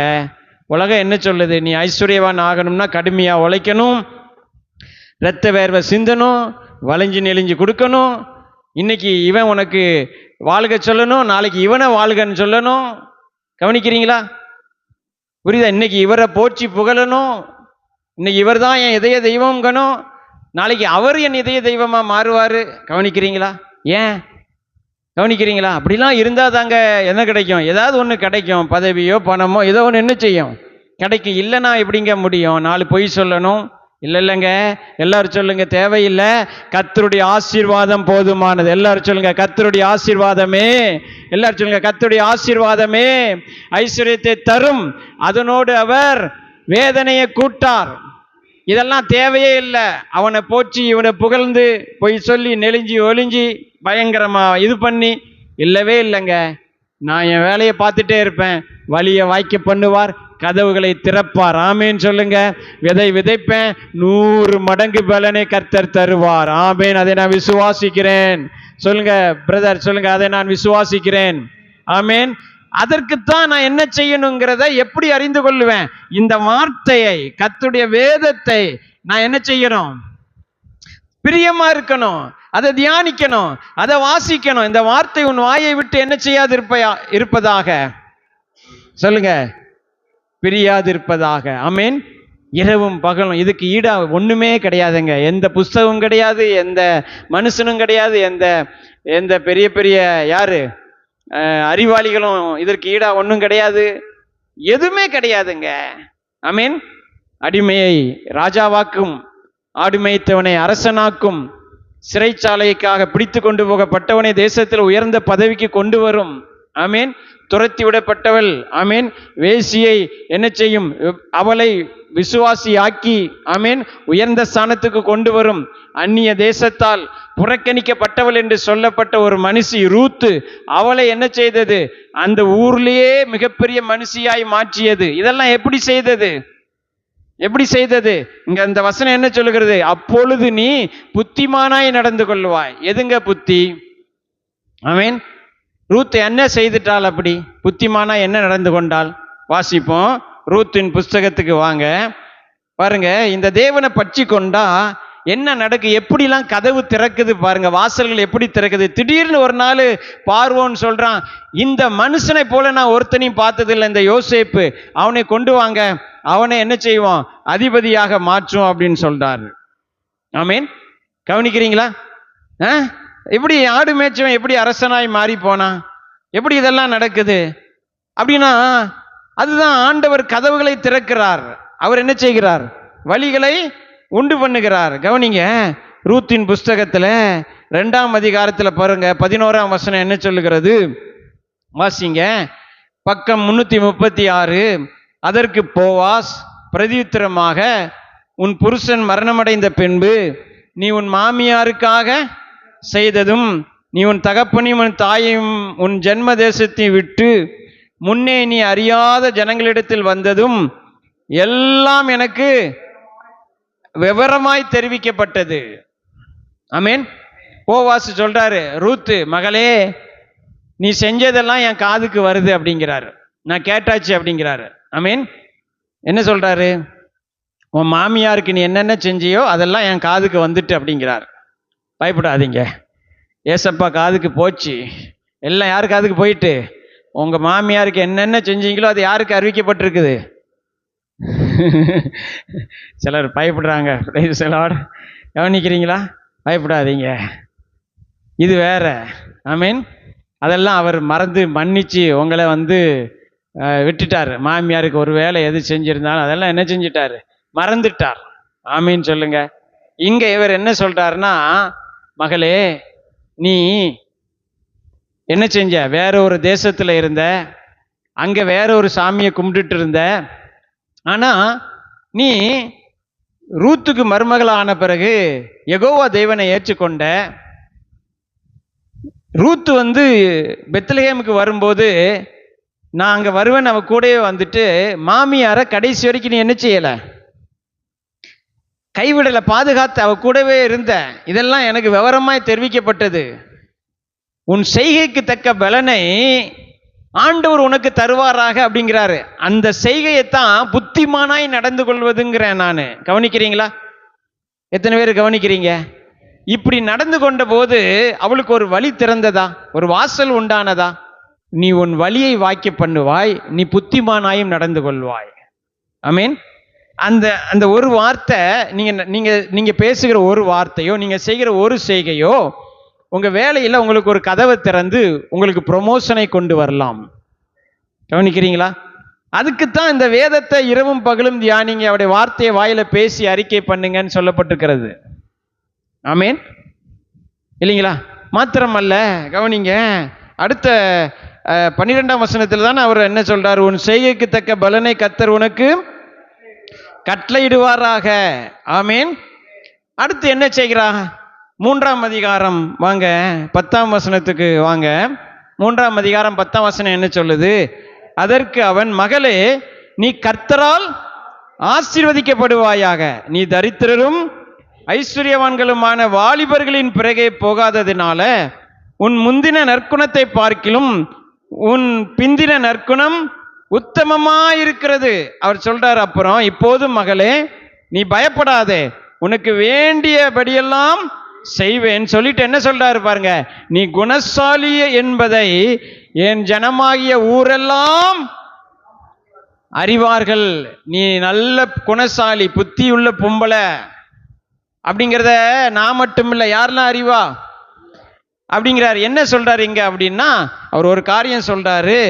அந்த 10ஆம் வசனத்துல, என் மகளே, நீ கர்த்தரால் ஆசீர்வதிக்கப்படுவாயாக. நீ தரித்திரரும் ஐஸ்வர்யவான்களுமான வாலிபர்களின் பிறகே போகாததினால். அப்படின்னா என்ன சொல்றாரு அப்படின்னா, புரியுதா?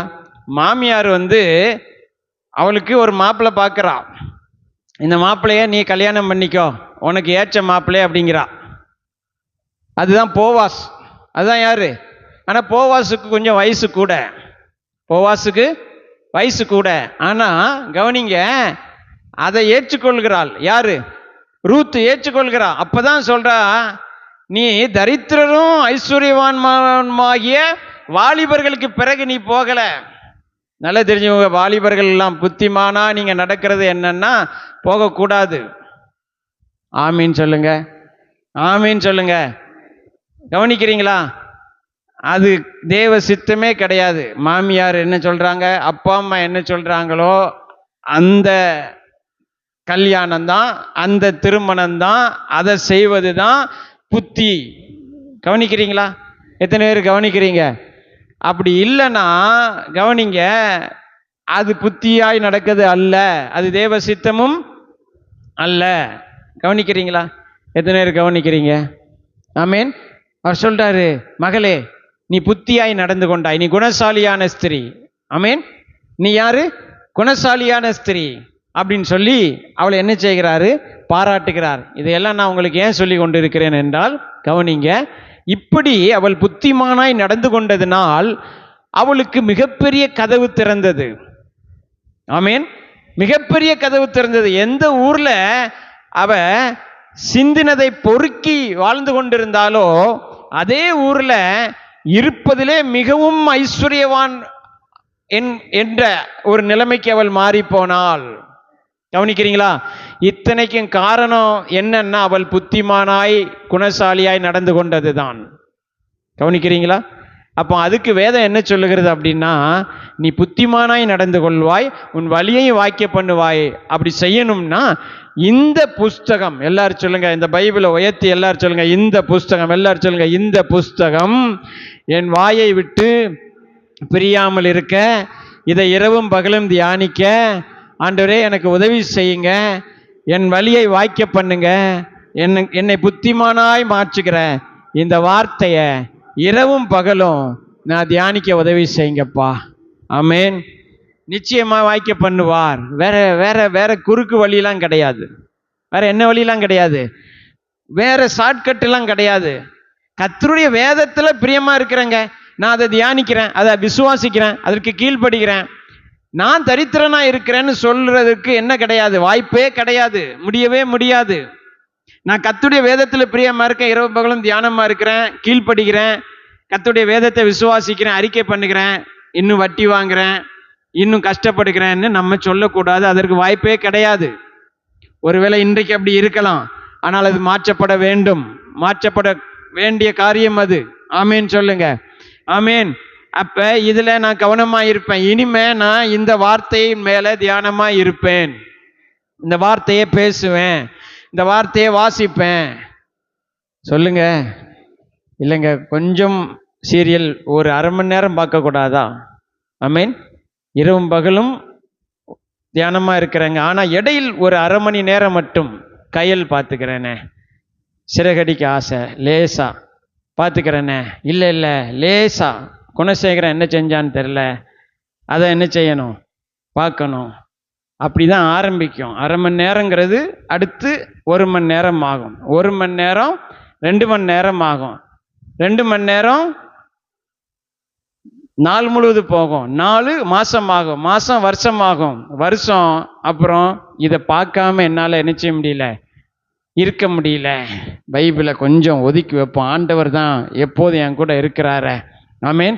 ஆனால் இன்னைக்கு இந்த ஜனனிக்கு என்ன நடக்குன்னு தெரியலன்னா எனக்கு என்ன வராது, தூக்கமே வராது. அதனால் ஆண்டவரே நீங்கள் கொஞ்சம் என்ன செய்யுங்க, ஞாயிற்றுக்கிழமை காலையில் எங்கே வந்துடுறேன், சபைக்கு தான் நான் என்ன செஞ்சிடறேன், வந்துடுறேன். காலையில் எந்திரிச்ச உடனே கேலண்டரில் ஒரு வசனம் வாசிச்சுட்டேனே, ஏசப்பா நீங்கள் போதுமானவரப்பா, நான் என்ன செஞ்சிட்டேன், இந்த வசனத்தை வாசிச்சிட்டேன், எனக்கு போதும். ஆமீன். அப்படின்னு சொல்லி ஒரு அரை மணி நேரம் ஆரம்பித்தது என்ன செய்யுது, நாளெல்லாம் தொடருது, மறுநாள் காலையிலையும் தொடருது. அது மாத்திரமா செய்து ஒரு தடவை பார்த்ததை ரிப்பீட் போடுறான் பாருங்க, மறுபடி அதையும் பார்க்க சொல்லுது. கவனிக்கிறீங்களா? அது மாத்திரமா, இப்படி அது என்ன எங்க கொண்டு போகிறது, இரவும் பகலும் வேதத்துல தியானமா இருக்க வேண்டிய என்ன எங்க கொண்டு போயிருது, இரவும் பகலும் டிவிக்குள்ளேயும் செல்லுக்குள்ளேயும் பல காரியங்களுக்குள்ளேயும் பொழுதுபோக்குக்குள்ளேயும் சின்சானுக்குள்ளேயும் வேற எங்க போய் கொண்டு போயிருது சொல்லுங்க. டோரிமான்குள்ளேயும் என்ன செஞ்சிருது, என்ன இரவும் பகலும் அதுக்குள்ளே கொண்டு போய் விட்டுருது. கவனிக்கிறீங்களா? அப்படிதாங்க அது ஆரம்பிக்கும். அது தப்புலாம் கிடையாது, அது என்ன கிடையாது, கேட்கலாம் நீங்கள். அப்போ டிவி பார்க்குறது அதை தப்புன்னு நான் இப்போ உங்கள்கிட்ட சொல்லவே இல்லை, ஆனால் அது என்ன செய்யுங்கிறத உங்களுக்கு சொல்கிறேன். ஏன்னா அதில் ஒரு என்ன இருக்குது, கவர்ச்சியும் ஒரு வசீகரமும் இருக்குது. கவனிக்கிறீங்களா? ஒரு தடவை நீங்கள் உள்ளே போனால் திரும்ப திரும்ப அதிலேயே இருந்து அதில் வளர்ந்து, பார்த்துருக்கீங்களா? சிலர் காலையில் ஒரு நியூஸ் சொல்லியிருப்பான், பிரேக்கிங் நியூஸ்ன்னு போட்டு, அதைத்தான் நாள் முழுவதும் சொல்லிட்டு இருப்பான் திரும்ப திரும்ப. அவர் அங்கே வந்தார், அவர் இதை திறந்து வைத்தார், அவர் திறந்து வைத்த போது எல்லோரும் கைத்தட்டினார்கள், இதான் செய்தி. ஆனால் அதை 9 மணிக்கு சொல்லுவோம், அதையும் கேட்பாங்க. 10 மணிக்கு சொல்லுவாங்க, அதையும் கேட்பாங்க. 12 மணிக்கு சொல்லுவாங்க, அதையும் கேட்பாங்க. நைட்டு தூங்கும்போது திரும்பவும் தலைப்பு செய்திகள்னு அதே தான் சொல்லுவோம், அதே கேட்பாங்க. பார்த்தீங்களா? உங்களுக்கு புரியுதா நான் என்ன சொல்லுகிறேன்? இந்த வசனம் எவ்வளவு அருமையான வார்த்தை. ஆமீன். எவ்வளவு ஜீவனுள்ள வார்த்தை, பேதைகளை ஞானியாக்குகிற வார்த்தை. ஆமீன். ஆடுகளை மேய்த்தவனை அரசனாக்கிய வார்த்தை. ஆமீன். சிறையில் கிடந்த ஒரு மனிதனை கொண்டு வந்து உயர்ந்த ஸ்தானத்தில் வைத்த வார்த்தை. ஆமீன். கொலை செய்யவும் சபையை அழிக்கவும் தேடின ஒரு மனுஷனை சபைகளை ஸ்தாபிக்க வைத்த ஒரு வார்த்தை. ஆமீன். மீன்களை பிடித்து கொண்டிருந்த ஒரு மனிதனை கொண்டு வந்து மனுஷர்களை பிடிக்கிறவனாய் மாற்றின இந்த வார்த்தை. ஆமீன். இவ்வளவு அருமையான ஆமீன் வல்லமையுள்ள, தேசங்களை புரட்டி போட்ட, கண்டங்களை புரட்டி போட்ட, குடும்பங்களை ஆசீர்வதித்த, ஆமீன், பாவிகளை நீதிமான் ஆக்குகிற, ஆமீன், இவ்வளவு வல்லமையும் ஆமீன் செழிப்பும் இவ்வளவு ஜீவனும் நிறைந்த ஒரு வார்த்தை வேற எந்த வார்த்தை உலகத்தில் இருக்கிறது?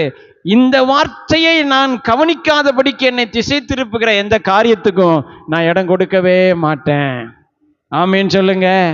ஆமீன் இல்லைங்களா? ஒப்பு கொடுக்கிறேன். இன்னைக்கு நீங்க ஒப்பு கொடுங்க. ஆண்டவரே நான் ஒப்பு கொடுக்கிறேன்ப்பா, அர்ப்பணிக்கிறேன்ப்பா. ஆமீன், அர்ப்பணிக்கிறேன். ஹல்லேலூயா. செய்யலாமா கூடாதாங்க? இதுல என்ன தப்பு இருக்குன்னு நான் கேட்கிறேன். இது உங்களுடைய நன்மைக்கு தானே ஆண்டவர் சொல்றார். இதனால ஆண்டவருக்கு என்ன சொல்லுங்க? இதை செஞ்சாலும் செய்யாட்டாலும் அவருக்கு என்ன? அவர் அவராகத்தான் இருப்பார். ஆமாவா இல்லைங்களா? சிலருக்கு புரியவே மாட்டேங்குது இல்லையா? அந்த பிள்ளைகளுக்கு புரியாத மாதிரி நமக்கு புரிய மாட்டேங்குது. எங்கள் அப்பா போட்டு அடிக்காருங்க, எங்கள் அப்பா என்னை அப்படி செய்கிறாருங்க, இப்படி செய்கிறாருங்க, எங்கள் அப்பா அதை செய்கிறார், இதை செய்ய சொல்கிறார். எதுக்காக? அவருக்காகவா? அவருக்காகவா? இல்லை. யாருக்காக? உங்களுக்காக, பிள்ளைகளுக்காக. ஆமேன்னு சொல்லுங்க. இல்லைங்களா? இதே போல ஆண்டவரும் உங்களை என்ன செய்ய சொல்றார்? இதை வாசிங்கிறார். எதுக்காக? வாசிச்சதுனால ஆண்டவருக்கு நான் ஏதோ செஞ்சிட்டேன் அப்படிங்கிற ஆண்டவருக்கு நீங்க செய்யலைங்க, உங்களுக்கு நீங்கள் செய்கிறீர்கள். ஆமேன்.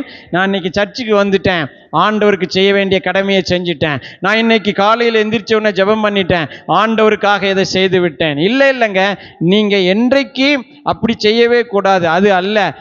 அது நீங்க பாருங்க, அதாவது ஆண்டவருக்காக நீங்க செய்யறேங்கிற அந்த மனநிலைமையை அவர் அப்படி பார்க்கல. ஆமீன்.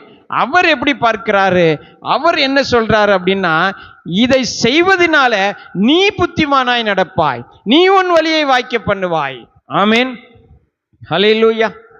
இதை செய்வதனால என் வழிகள் வாய்க்க போகுது. அப்ப இது எனக்கு எவ்வளவு முக்கியமானது, எவ்வளவு தேவையானது. ஆமீன். ஏங்க சொல்லுங்கங்க, தேவையானதா இல்லையா? எங்க உங்களை போய் பேங்க்ல வரிசையில நிற்க வச்சு வளையல இது அடகு வைக்காது, செயினை இனி அடகு வைக்க இது என்ன செய்யாது? வைக்காது. நான் போய் பேங்க்ல நின்று வரிசையில நின்று 3 மணி நேரம் நின்று வளையல அடகு வைப்பேன், ஆனால் பைபிளை திறக்க மாட்டேன். அது கஷ்டமா? இது கஷ்டமா? எது ஈஸி? அது ஈஸியா, இது ஈஸியா? சொல்லுங்க. நான் காலையில போவேன், மாலையில வரைக்கும் மாடா உழைப்பேன், அங்கே என்னை மேனேஜர் திட்டுவான், அங்கே நிறைய பாலிடிக்ஸ் நடக்கும், அரசியல் நடக்கும், என் காலை ஒருத்தன் வாருவான் இல்லையா? என் வேலைக்கு ஒருத்தன் வேட்டு வைக்க நினைப்பான். நான் பயந்து வேலைக்கு போவேன், சம்பளம் வாங்குவேன். அது கஷ்டமா? இந்த வேதத்தை திறந்து வாசிக்கிறது கஷ்டமா? எது கஷ்டம் சொல்லுங்க? ஆனா எதெல்லாம் நமக்கு பாருங்க கஷ்டப்பட்டு ஒண்ணுமே பலனை கொண்டு வரலையோ அதுக்கு நம்ம முழு ஈடுபாடை நம்ம கொடுக்கிறோம் இல்லைங்களா? எதெல்லாம் நம்ம செய்து அதனால சமாதானம் வரலையோ, டிவி இல்லையா, செல்போன், அதெல்லாம் செஞ்சு நமக்கு என்ன வரல? சமாதானம் வரலையோ. ஆமீன். இதெல்லாம் படித்து இதெல்லாம் பார்த்து எனக்கு புத்தி வரலையோ, அதுக்கு நான் என் 24 மணி நேரத்தையும் செலவழிக்கிறேன். ஆமீன். ஆனா எதை படித்தால் எனக்கு புத்தி வருமோ? ஆமீன் சொல்லுங்க. எதை நான் வாசித்தால் எனக்கு ஞானம் வருமோ, எதை நான் தியானித்தால் எனக்கு அதனால் செழிப்பு வருமோ, பாதுகாப்பு வருமோ, வாழ்க்கை உயர்வடையுமோ, அதிலே நான் என்ன செய்ய வேண்டும்? என் கவனத்தை இனி செலுத்த வேண்டும் என்கிற ஒரு தீர்மானத்தை இன்றைக்கு நாம் எடுக்க வேண்டும். ஆமேன். இது உன்னை புத்திமானாக்கும், இது உன் வழியை வாய்க்க பண்ணும், ஐஸ்வர்யான் ஆக்கும். அதைத்தான் நான் பேசிட்டு இருக்கேன். கர்த்தருடைய ஆசீர்வாதம் உங்களுக்கு இருக்குது ஏற்கனவே. ஆமேன். அதை நீங்கள் அடைவதற்கு என்ன செய்யணும்னு இந்த புஸ்தகம், இந்த வார்த்தை உங்களுக்கு கற்றுத்தரும். இன்றைக்கு அதற்கு ஒப்பு கொடுங்க, நிச்சயமாய் நடக்கும். எந்த பிரயோஜனம் இல்லாத காரியத்துல இரவும் பகலும் என் நேரத்தை செலவழிக்காதபடிக்கு ஆண்டவரே, ஆமேன், இப்படி வேதத்துல தியானமா இருக்க உதவி செய். எல்லாரும் கேளுங்கப்பா. ஆமேன். இந்த மாடுகள் இருக்குல்ல, மாடுகளை வளர்க்கும் போது கவனிங்க, இந்த மாடுக்கு ஏராளமான தீவனம் போடணும். அப்போ என்ன செய்வாங்களாம், இவ்வளோ கானம் கொண்டு வந்து சக்கையை போடுவாங்களாம். கவனிங்க. ஆனால் அது உள்ள கொஞ்சோல தான் சத்து இருக்கும், அதில் என்ன தான் இருக்கும். ஆனால் சாப்பிட்டா என்ன செய்யும், வயிறு நிறையும். ஆனால் உடலுக்கு எந்த சத்தும் என்ன செய்யாது, கிடைக்காது, பால் சுரக்காது. ஆனால் வயிறு நிறைஞ்சி இருக்கும். அந்த மாடை எதுக்கு வளர்க்குறாங்களாம், எதுக்கு அடித்து மாட்டன் 65 வைக்கிறதுக்காரு அதை என்ன செய்கிறாங்க, வளர்க்குறாங்க. கவனிக்கிறீங்களா? அதுபோல் நம்ம இரவும் பகலும் எதையெல்லாமோ உள்ளே போடுகிறோம். கவனிங்க, சக்கை தான் உள்ளே போகுது, தேவையான ஒன்று கிடைக்க மாட்டேக்கு. நம்ம கதையும் எதா போயிடக்கூடாது, மாட்டன் 65 என்ன செஞ்சிடக்கூடாது, அதுக்காக வளர்க்கப்பட்டவர்களாக நாம் இருக்கக்கூடாது. ஆமீன் சொல்லுங்க. நான் அந்த பால் கறந்து அதன் மூலமாக உலகம் ஆசீர்வதிக்கப்படுகிறது பார்த்தீங்களா? அது மாதிரி இந்த உலகத்தில் எல்லாரும் சொல்லுங்க, இந்த உலகத்தில் நான் ஆசீர்வாதமாக இருக்கணும். ஆமீன் சொல்லுங்க. ஆமீன். இதை கொஞ்சம் வாசித்தாலே நிறைய ஆசீர்வாதம். அப்போ இரவும் பகலும் வாசித்தா எவ்வளவு ஆசீர்வாதம். ஆமீன். அதனால் இரவும் பகலும் வாசிக்க எனக்கு கிருபை தாருங்கப்பா. கேளுங்க, இரவும் பகலும் வாசிக்க எனக்கு உதவி செய்யுங்க ஆண்டவரே. நன்றி சொல்லுகிறோம்.